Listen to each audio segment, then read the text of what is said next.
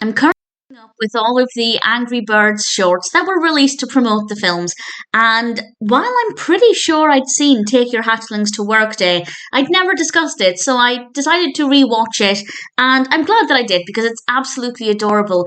And if you want to analyse it a little bit more deeply, there's a very sweet moment where I think the hatchlings do something very moving, but I might be overthinking it. The whole thing is just over a minute, so there will, of course, be spoilers from now as I discuss what happens and mention various highlights, but I think it's absolutely adorable and definitely worth checking out. Glenn is taking the hatchlings to work, and where he works is a really great space.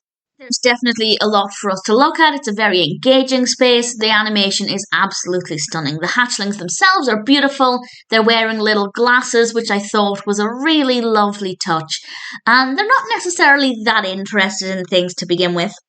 One of my favourites actually, the green hatchling, ends up licking a pole at one point and gets stuck to it. His little facial expression, his eyes in particular, the way they kind of move was just so beautiful, absolutely adorable.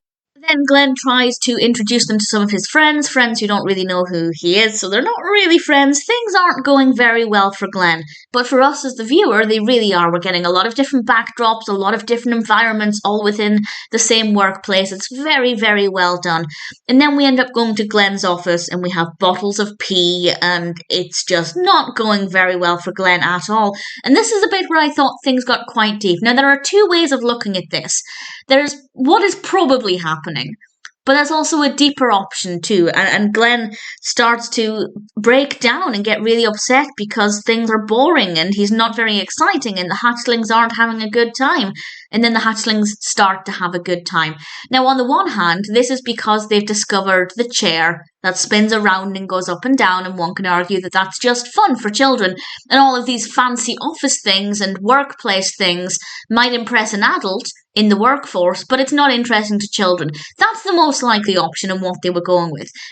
But I also think the second option is where Glenn became upset, the hatchlings noticed this and realised that they had to pretend to be having a good time to make Glenn feel better.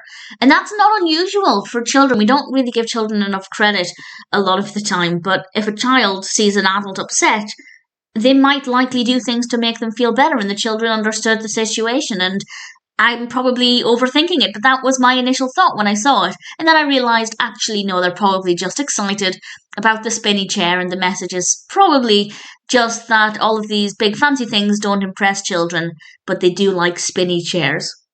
But I like the fact that there is an additional, slightly deeper option if you want to dig into it. But I thought this was really beautiful, really good fun. It's got a lot of different things to look at, a lot of different characters. The hatchlings are adorable. The little green hatchling is definitely my favourite here, and I rather enjoyed it. I'm glad I had a reason to rewatch it. If you haven't seen it, and if you're a fan of the Angry Birds films, or even just the Hatchling shorts, then Take Your Hatchlings to Work Day is most certainly worth watching.